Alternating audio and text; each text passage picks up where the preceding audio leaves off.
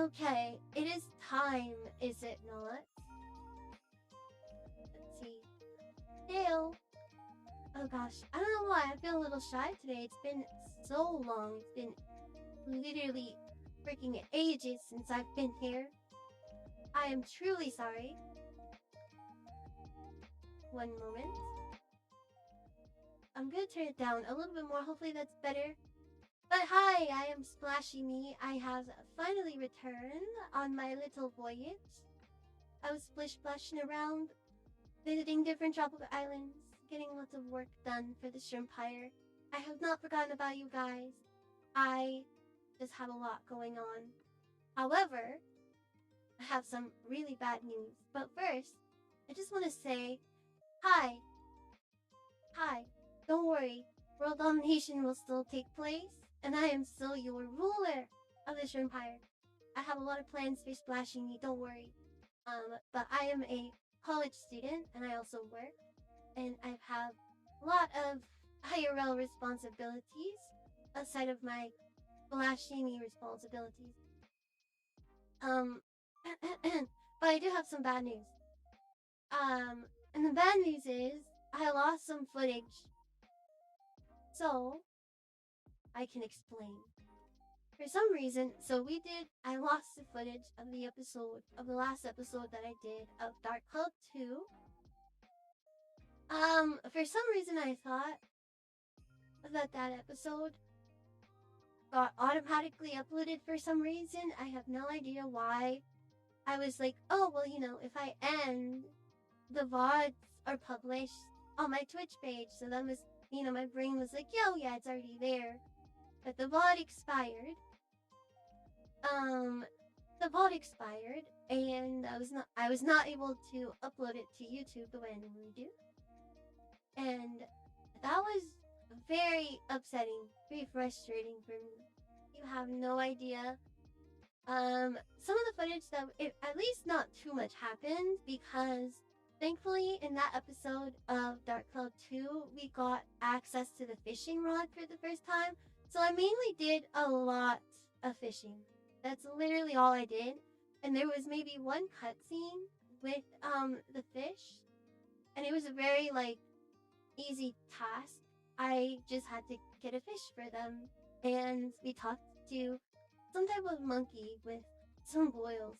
This game sounds so strange, doesn't it? But yes, in reality, I did spend about 2.5 to 3 hours, and maybe it was 2 hours. I think it was a 2-hour stream, getting through some more of the dungeon. But it was honestly really just me. It was really just me fishing. So not too much of a terrible episode that was missed, but nonetheless, it is gone. And so, I am going to make it up to you guys. I decided to embark on a new project today. We are still going to be finishing and completing Dark Cloud 2. Don't you worry, your pretty little fish heads. We are still going to be doing that. However, I have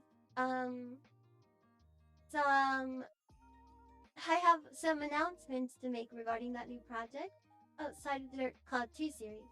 Obviously, I'm Splashy Me, and I am here to achieve world domination, correct? And obviously, I'm trying to do that by playing a bunch of video games. However, today we are embarking on the journey of playing the first ever video game. I decided to start another project alongside playing Dark Cloud 2 here on the channel. And that is going to be me starting to play the oldest games all the way up. So it will be one stream a week where I play the most retro games that I can get my hands on. Essentially, I'm going to be starting from the first video game and work my way up. And I know I just said that, so think of the oldest first system. And if you don't know which one that is, let me actually pull it up because I don't know how to pronounce this name, so I have to make sure that I'm reading it to actually try and attempt to read it properly. However, I believe in 1948, this is when this was released.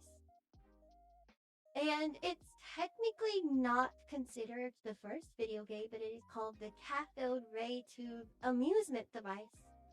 And that is technically the first video game in my mind.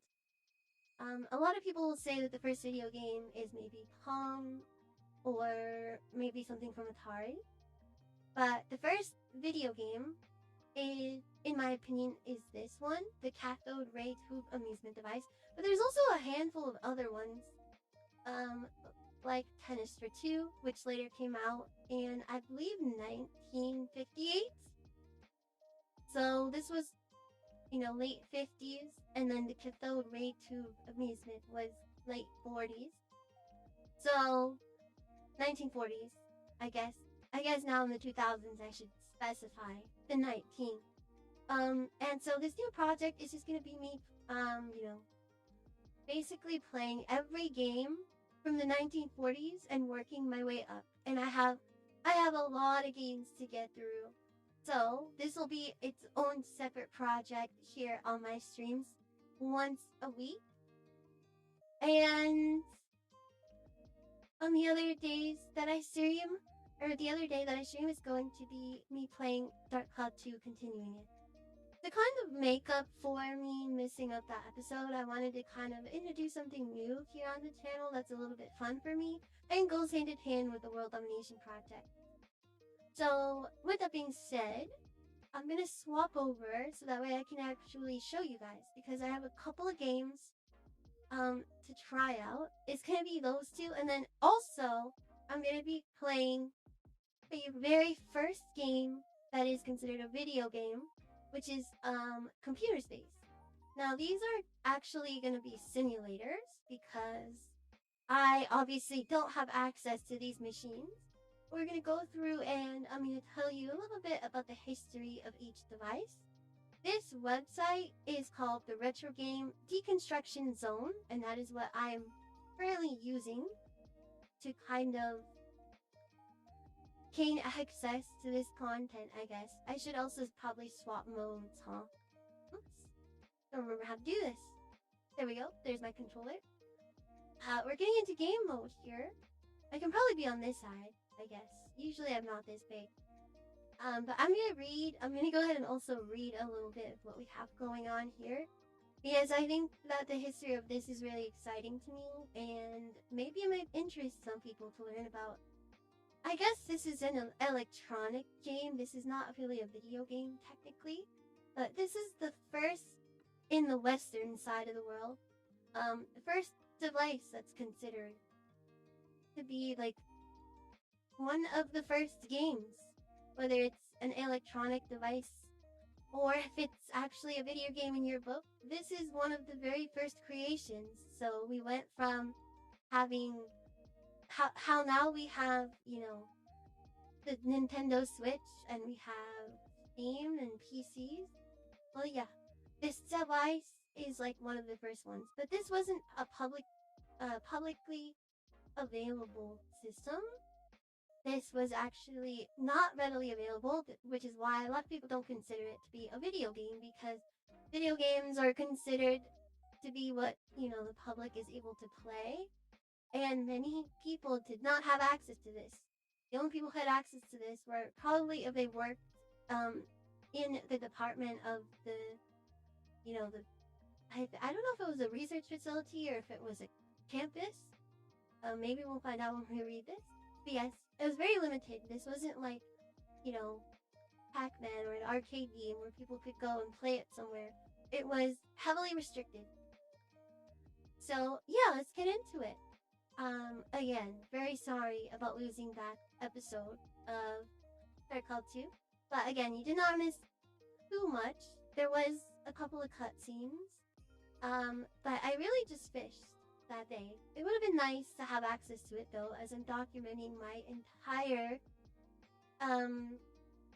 journey with, video games and trying to harvest one soul for the Empire at a time, and every bit counts in my opinion. But moving forward, I will be more vigilant. What is the word? I have fish brain. It's been so long. I'm a very overworked fish. You guys have no idea. So, yes. Hello. Hi, Exxon Toast. How's it going? Welcome in.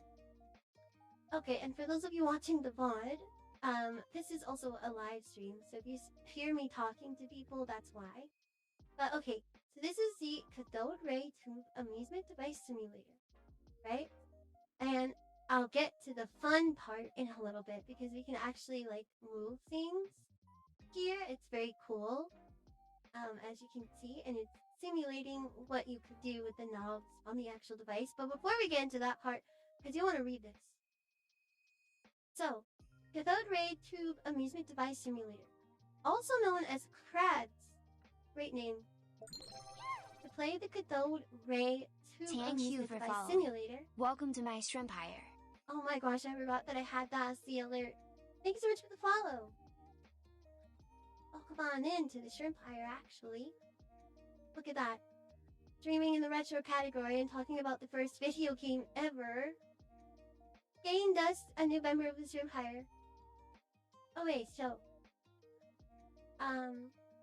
Yes, I'm doing well. Thank you for asking. I'm just getting into some research on games. I'm very passionate about video games. But yes, okay. Play the Cathode Ray Tube Amusement Device Simulator. Drive the planes and ships across the radar screen until they're in positions that you wish to target. I'm assuming we can move these. Oh wow, that's so funny. You have to actually pick your target. This is quite silly, isn't it? Oh man, this is so silly. You can choose to move these anywhere. I love that. When you're satisfied with their configuration, press the silver button at the top of the panel to start firing at them. You then have 30 seconds to adjust the trajectory and blast time knobs so that the blasts detonate at the locations of the target. Oh my gosh, that's so funny. Okay, just as in the original game, the device has no way of knowing when you hit the target. So you have to make your own judgment about whether or not you've been successful.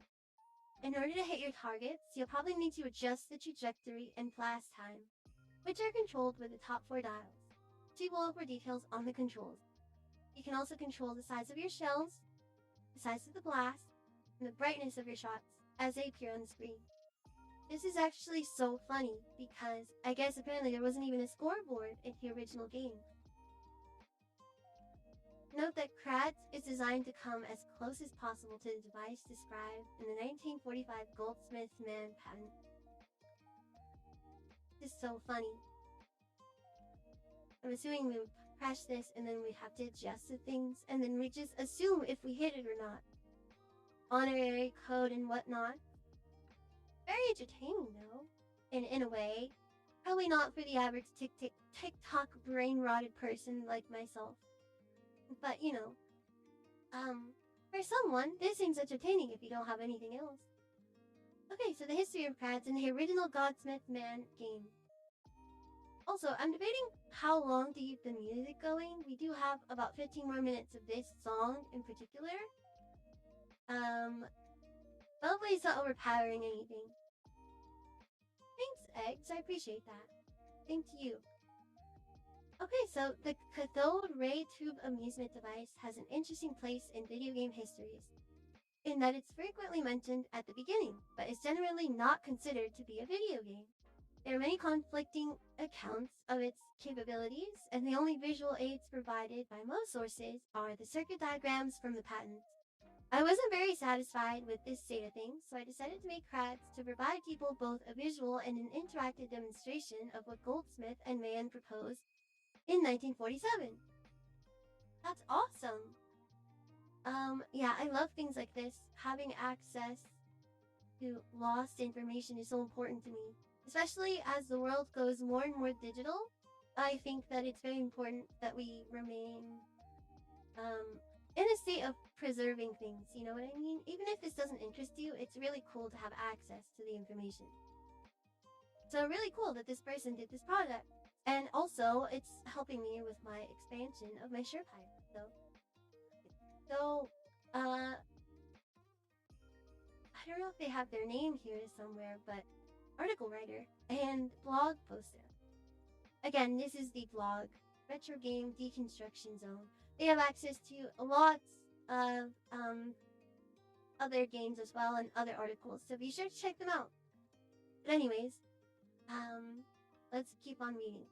Development of the original game was led by Thomas T. Goldsmith Jr., an engineer working for Dumont Laboratories. Dumont was primarily a television broadcaster and a manufacturer of television-related equipment, but they also did research on general cathode ray tube applications.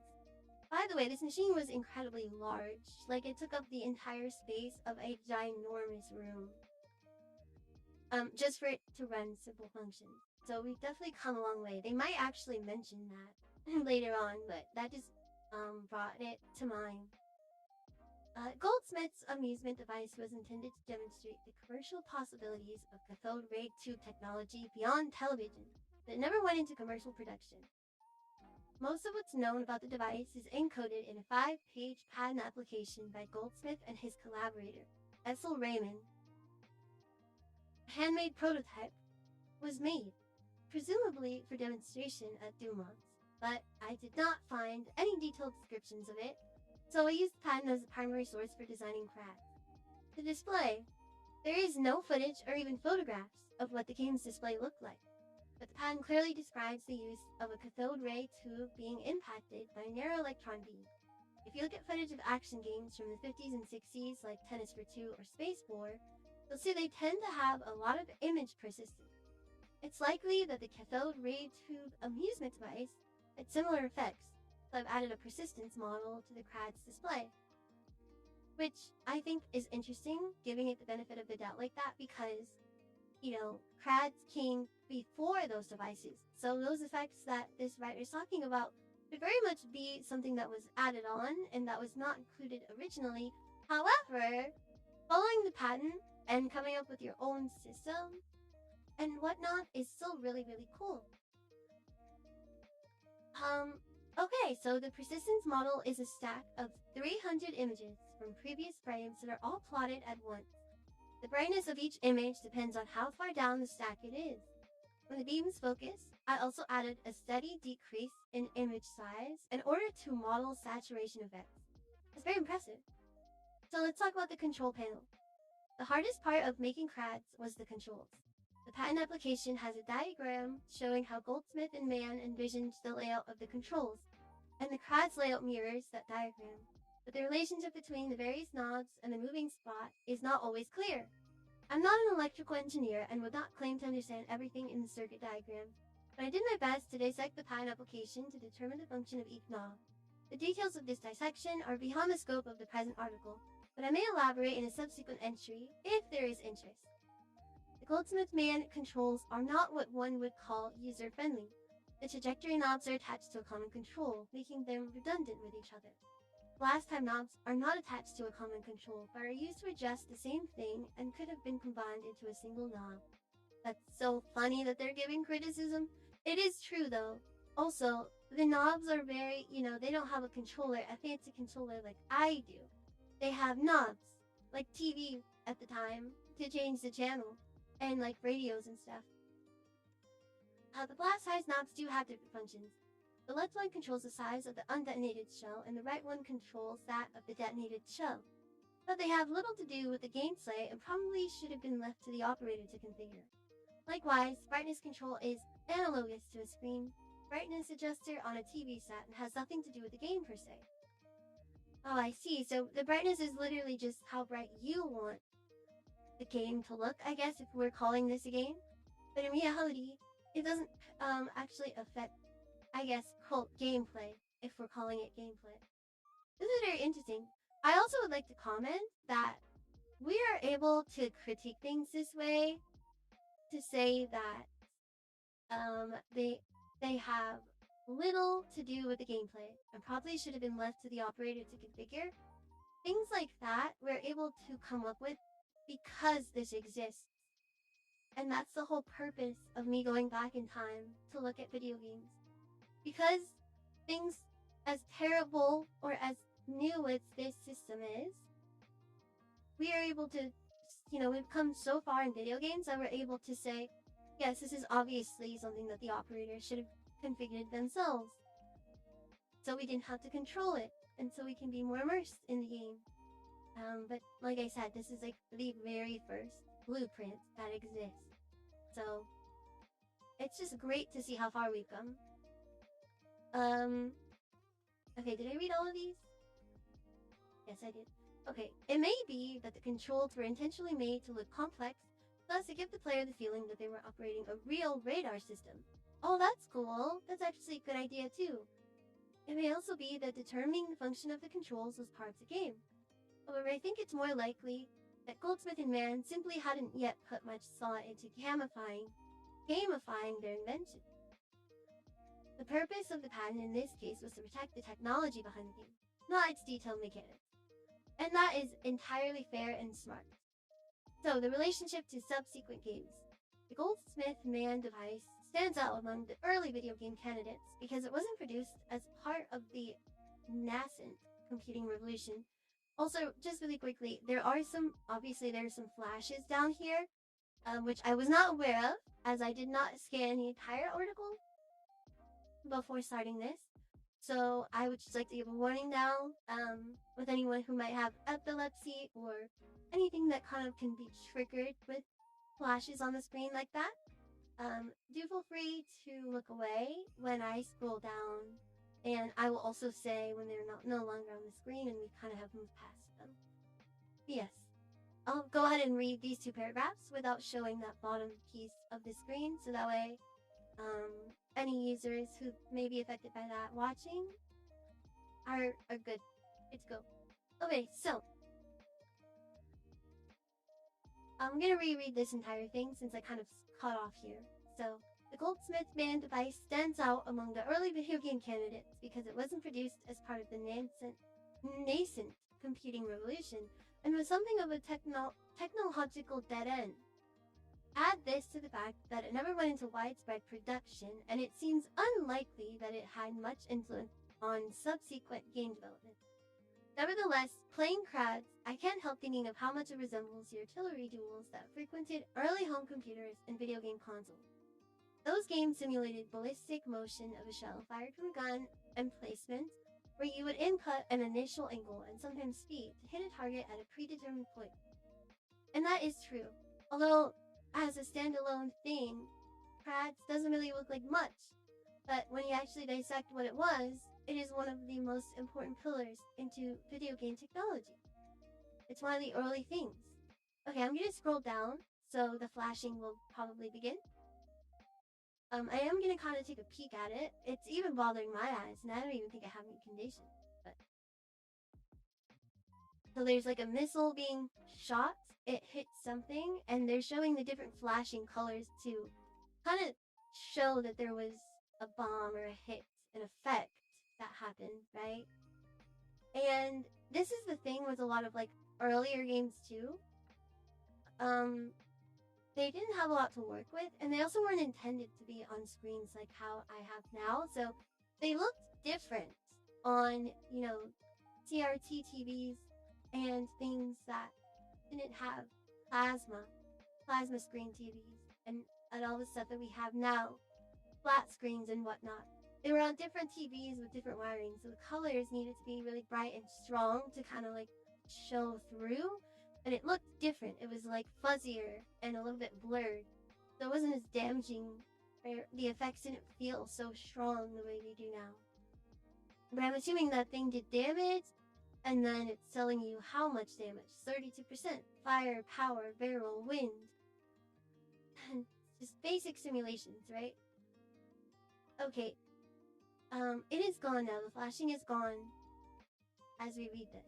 So unlike in artillery duels, the motion of the shells in Krads do not attempt to follow real physical laws, but they do have you tune the initial parameters in order to hit a target. Is it the first video game? Question mark. This is obviously debatable, and everybody debates this. So one reason I wanted to make Krads was to give people an opportunity to judge for themselves whether or not they think it should qualify as a video game. Most people do not. They qualify this as an electronic game and not really a video game, as it wasn't massively produced and readily available to the public. But that's just my own two piece with what I've done research on. and other people may feel differently. So ultimately, it's just one of the first, you know, electronic wise and technology wise. Okay, so I may give my own opinion in a later entry, but for now, just give it a try and feel free to drop comments with your thoughts on the question. Alright, so here's some more comments at the bottom. I'm not too sure if I should read them all because I did not scan them ahead of time. Hopefully none of them say anything terrible. Now I'll have to download the bot and edit it. But let's see. OneSwitch.org.uk says, long hoped someone would do this. Nice one. For me, it's forever a sort of video game. Predating this would be muting the TV sound and ad-libbing your own sounds and words in an attempt to entertain yourself, the people around you. That would be an earlier electronic television game, with the rules set externally to the electronics. It's kind of like a board game in a way, too. You know, because, like, board games have rules, and it's controlled, but you ultimately have to decide, like, all of those rules. That's why a lot of times people who play board games, they end up being like, well, we're gonna play it like this. The rules are gonna be this. Let's say this, you know? They kind of like start making their own entertainment, and I think that that's similar to what's happening here. And that in turn has links to shadow puppetry in front of an electronic light bulb. Earlier still, there's also Spotlight Call, which seems to be the first digital computer. This used a computer and had a light bulb display. Is that not the first electronic game with an illuminated electronic display? From the 1930s. Wow, maybe we should check that one out too. But it's really hard to pinpoint, you know. We can argue and go back and forth all day long as to what was the first. But in reality, my mission isn't to find it first, but it's to find all. So everything that exists, play it, give it a try, and hopefully we can expand our empire that way. That's really just the goal. And luckily, there's an endless supply of video games for us to try. So it's very exciting, but it's also a little bit nerve-wracking trying to gather all of this information to make sure that we have all of the video games and we have access to everything. This Hirachi amusement device is still an undeniable attempt to make a dedicated electronic game with a visual display. Christopher Stracey's Draughts seem to be the first conventional video game that's undeniably pinned to what makes a modern video game. Computer-based with a versatile video display, and also in its favor, one with sound and music. Hard to pin down these firsts. Oh wow, I really appreciate their comment. I kind of want to like go to their website to see like what's going on there, more information. This is amazing. Unknown. Great work. For me, I had always no real idea from the patent description how this game really works. In my understanding, I thought it must be like a very early version of Worms, but it doesn't say exactly. So I think your simulation is very close and makes more sense for me. It is, in fact, an electronic game and per definition because the output on a video device. It could be also a video game in my opinion, but this is for sure very debatable. I agree, it is debatable. I want to hug you for doing this, thank you so much. Thank you for doing this. I heard that there are packaged gaming emulators that include games with fixed simulators with them. I think your creation should qualify. I feel like they kind of turned it into more of a game, whoever created this. Oh, excuse me, there's a quick flash, I'm so sorry. I will leave a warning in the description of the video when I go to upload. But yes, moving forward and in general, whenever you're looking up like old school stuff and retro stuff, it's good to kind of be aware that most of the time there's going to be a lot of flashing on the screen going on. But yeah, let's give it a try. I think we're shooting from this little beam here. And I'm not sure if I can make this bigger. I'm gonna give it my best go here. Just to make sure that it is actually visually appealing to everyone. And you can kind of like see it clearly. So I'm gonna move myself over a bit. And then also make it a little bit bigger. There we go. You just need to see the little circle, right?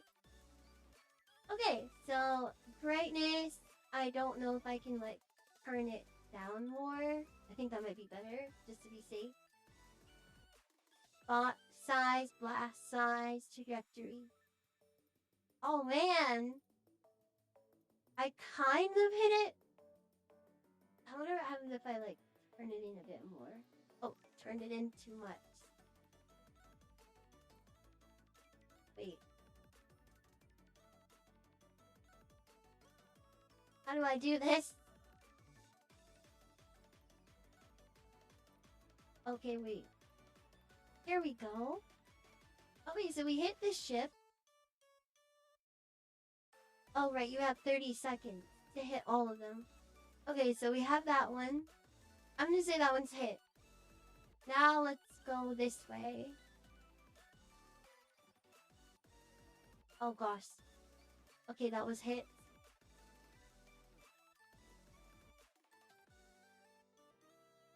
Oh my gosh, wait.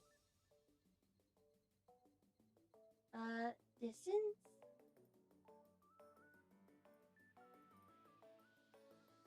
Oh no, no. Okay, we didn't hit this one. I would say in those 30 seconds, I got 2 points out of 3. So not bad for a first try. And then we can like move them around, so. Let's put it in the shape of an S. Or splashy me. You know? Let's do it. Kinda like an S. Kinda. If you think about it. Well, if you go in the direction of an S, you can also, I guess, do any shape, really. I don't know. It might be kind of hard to do this. Okay, let's see. I want to say that hit because it crossed, but I would like it to hit a lot more. And then that hits. I don't think it reaches far enough for the blast to kind of... You know what I mean? Like this line that sprays out. I don't know if it would... I don't know if it would connect. Because it kind of just like stops. So I'm not too sure if I'm supposed to turn the dot or anything like that. It's not entirely clear actually. But yeah, this is to look at one of the first games. This isn't too fun of a game, to be honest. So I'm not going to spend a ton of time on this. I have a couple of other ones to actually go through. So before I do that, I'm just going to like readjust myself. Let's see. Just to show you guys. We're going to go back to the waiting room on this side. And all of this will be one entire section, okay? So no need for multiple videos on these, in my opinion. Because they're very much simple hiding games. Okay, so the next one, here we are. I'll move myself over again.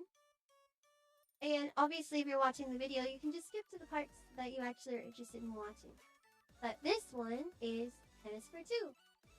Tennis for Two is another game that was incredibly popular, that many people said was one of the first games. However, it falls into that same category as Crads does, and it is an electric game. It's an electronic game. It's not really considered a video game. However, you're still gonna check it out. This one's very loud, so I'm actually going to turn down the volume because it was loud earlier when I clicked to see if it was working. Let's see.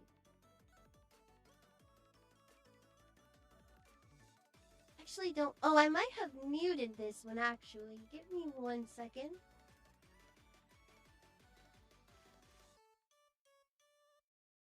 Okay. I have no way to like turn the volume down because it's muted. So I'm a little bit concerned with that. There we go. Now I can turn it down. Have it all the way to like 15 because it wasn't very musical. It was just loud in general.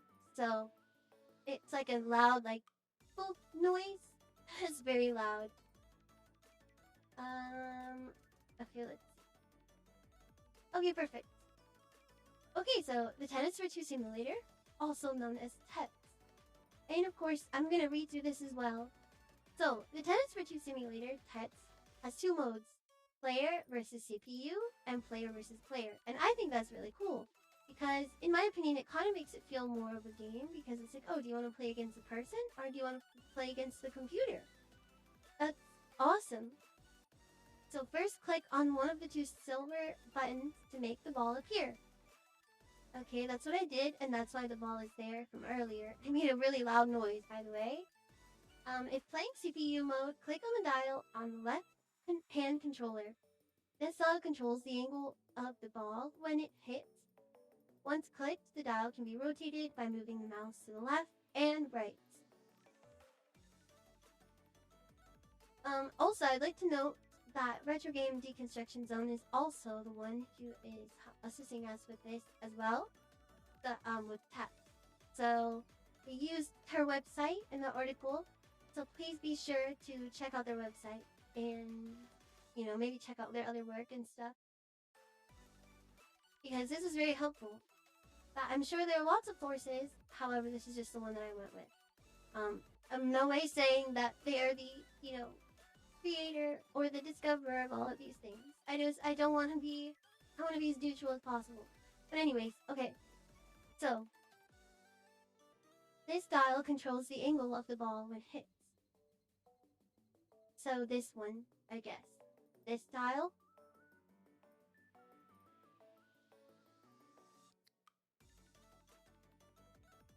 Once clicked, the dial can be rotated by moving the mouse to the left and right.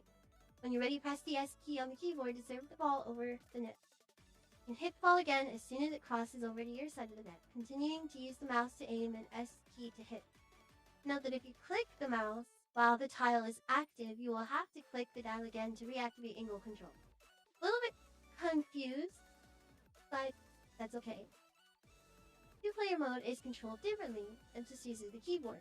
The left player hits the ball with the S key and can adjust the angle incrementally left-right using the Z keys.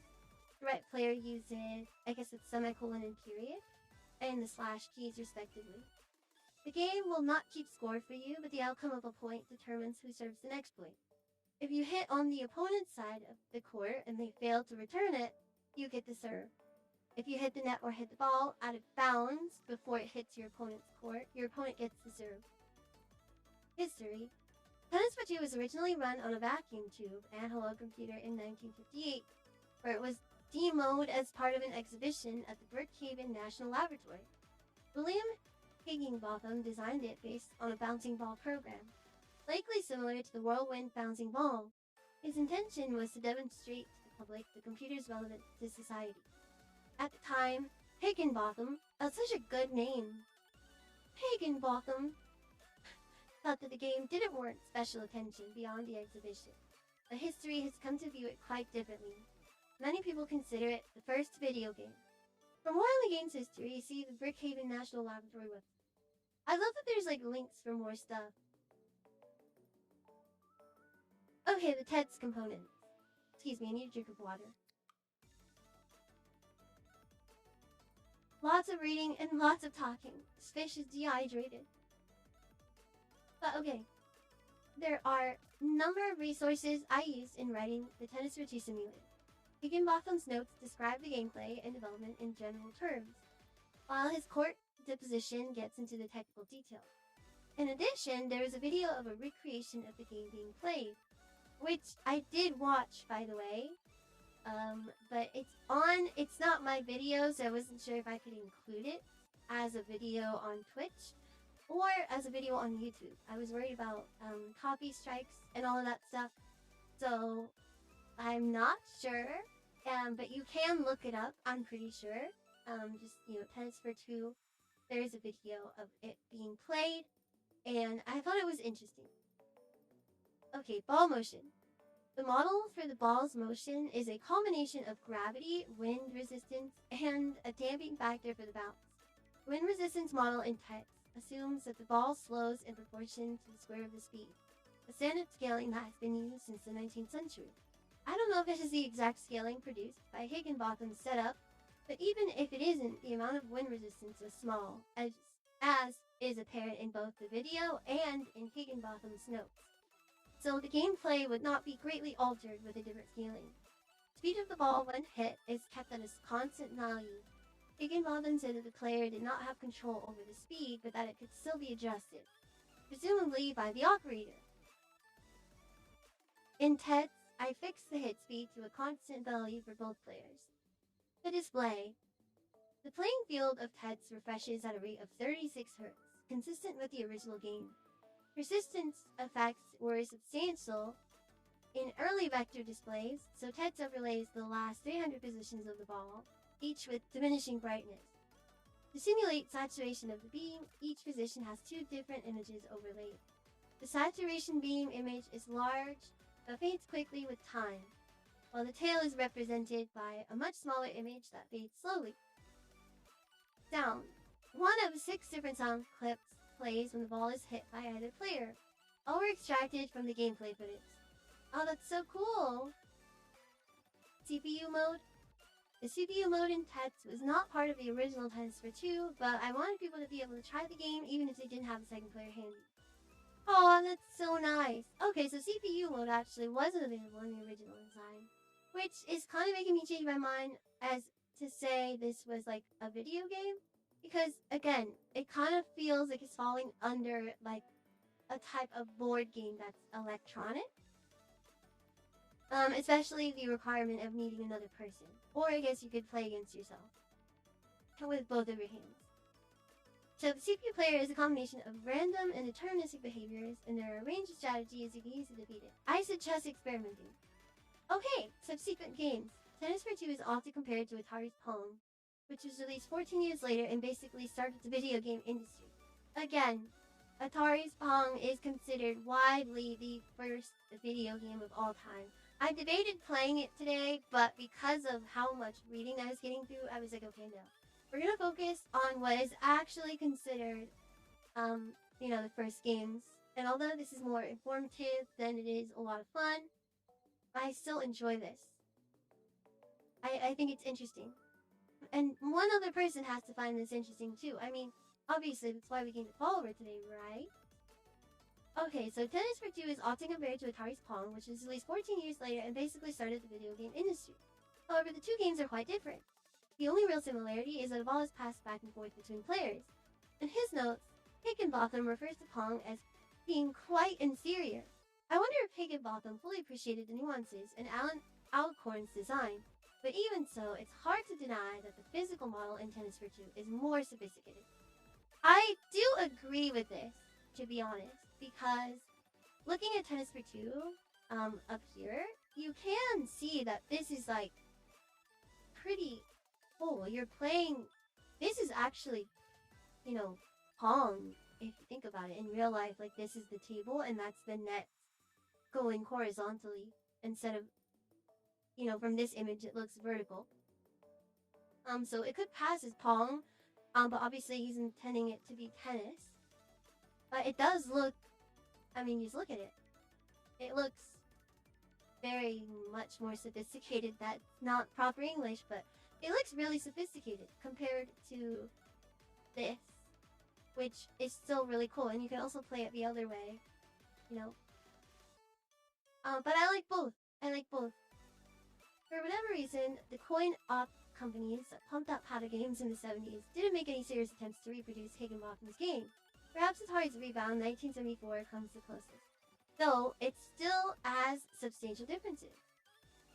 Yeah, this one kind of like bounces up and down, and you kind of have to just catch it.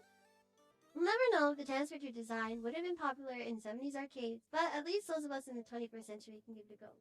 What do you think? Is it better than Pong? Oh, good article. Will you work on Strachey Trot's recreation? Oh, I guess this is what they're called, retro analysts?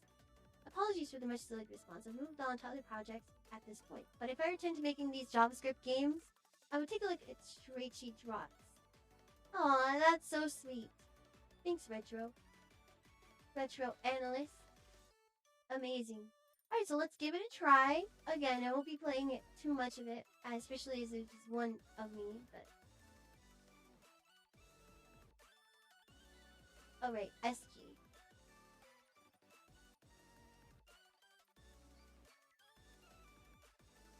Oh no, I lost. I'm losing to a computer. They got 1 point. I got 1 point. Wait, this is actually so fun. I know it sounds like I know it sounds like I'm glazing it, but it actually seems so fun. I got another point. So I'm 2-1 right now. Oh, I'm 3-1.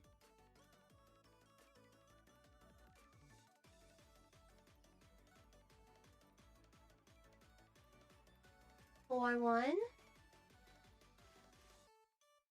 I'm assuming I can actually like beat this thing. 5-1. Yeah, isn't it like 2 out of 5? I beat it a long time ago. That's very cool. This is a very awesome game. I consider it to be an electrical game, only because there isn't a CPU involved. And for me, I think for something to be a video game, you have to be able to play it by yourself. And although technically you could play this by yourself if you gave yourself a headache, it's not intended to be played alone. And therefore, it doesn't feel like a video game. It's like a foosball table, but electronically. You know what I mean? It's like that. It's not necessarily a video game. Like a video game of a foosball table would be a video game, right? Because it has a computer, you can play it yourself, but that's not what was invented first. It's like we had sports and things, and then we had, foosball, and then board games, and then electronic games, which are basically versions of the board games, but electrical, before we get into video games. However, I would still consider this borderline, for that stuff. So it's very important to be open-minded and kind of just see the progression of games. I do have another one to show you, and this is what is technically considered one of the first games, and that is Ironic Computer Space Simulator, which I don't think is supposed to have ironic in the title. I think it's just supposed to be Space Simulator or Computer Space or something like that. However, it does have audio. There's some music here. So I'm actually going to turn off the background music finally and turn this up to make sure you guys are able to hear it. I hope you can hear it. That sounds so cool to me. And then let's open up the window capture again. And so this is it. The rocket saucer time. Rocket score bug, saucer score bug. I'm not sure, like, what to click on or how to start it. So, oh gosh, I died.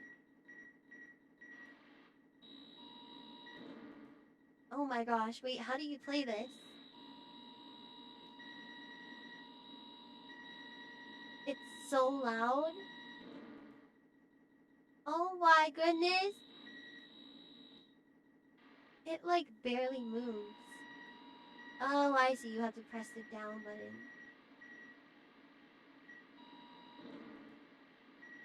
Oh, a space.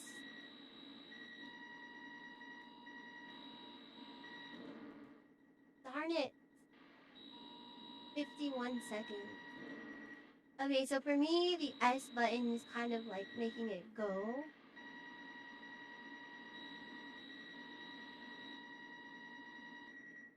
Oh gosh, this is so hard. How do I... Uh-oh. Okay, this is what I'm gonna consider like one of the first games. Because there's a scoreboard, there's sound effects, there's, an objective. And it's like, I'm also able to play this solo. Computer space! Oh gosh. This is like the best that I've done. You get like one... Oh man. You get like one, bullet after the other one's gone out. Okay, so we're at 7 and 7, I guess. 8 and 7. I'm in the lead. Darn it. As soon as I gained the lead, I lost it immensely, actually.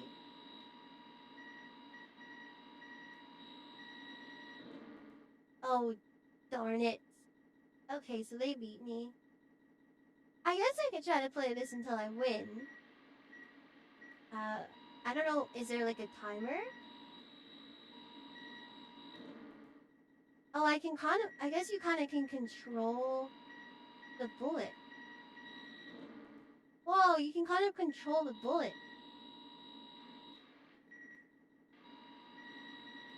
See, if I go left, the bullet also goes left. Oh, this is so cool. See, I went the other way, so the bullet turned.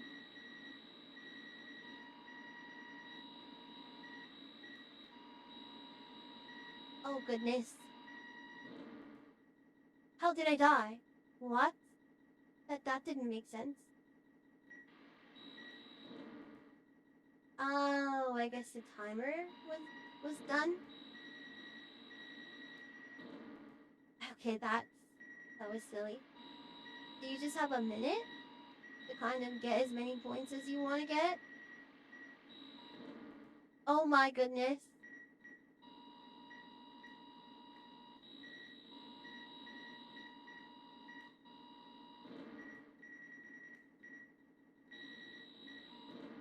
Oh gosh. Moving this is not easy. Let me tell you. Moving this is not easy. Okay, go. Yes, I got it. Oh my gosh, wait. Go away, go away. No. Oh my gosh.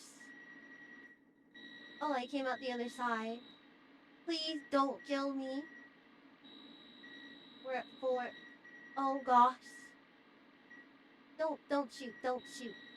Do not. Darn it. No.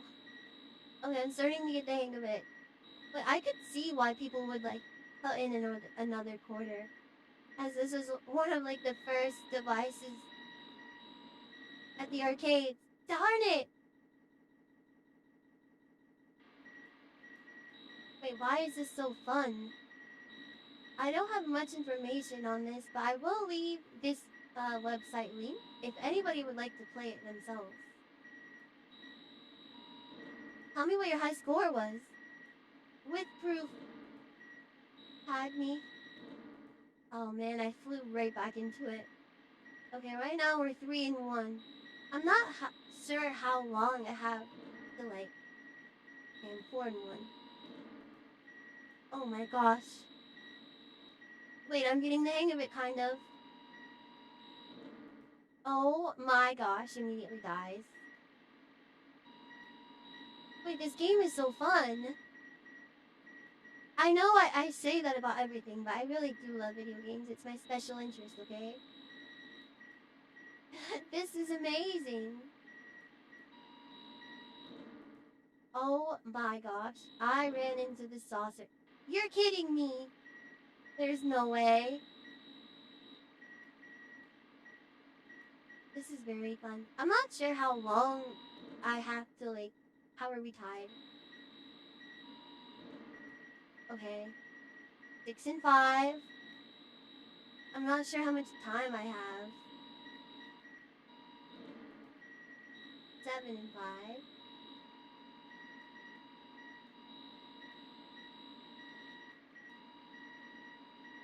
Oh man, so close. Darn it. This is very fun. This is fun. I don't know how, but it is.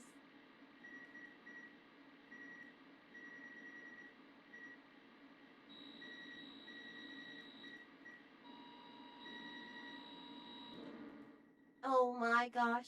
Oh wait, the timer, like, restarted. So I guess I did win before that happened. Yay! I was able to beat the game!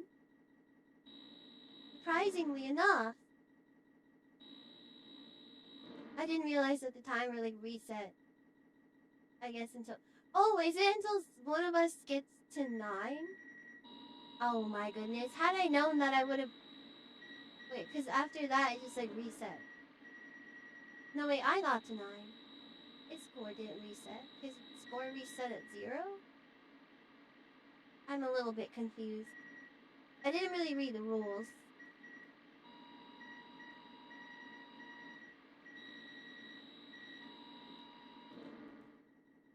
What?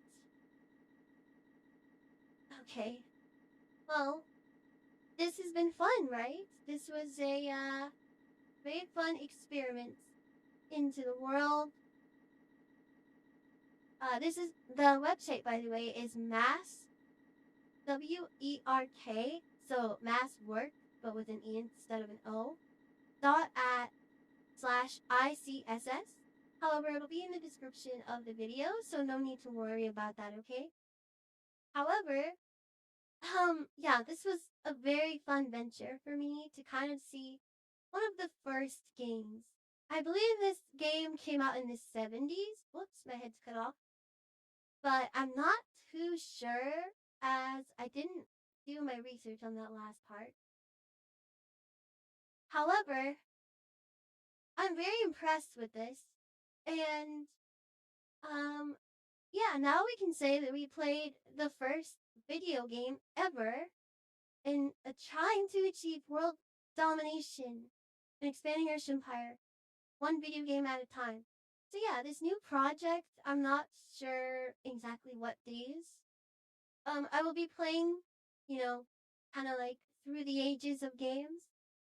I think the next one that I'm gonna play is a bit of Pong and try to get a high score.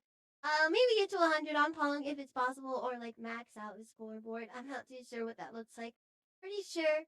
But yeah, we'll play another new game very soon. I really just wanted to check this out. And with that being said, I am really sorry about missing the VOD from last playthrough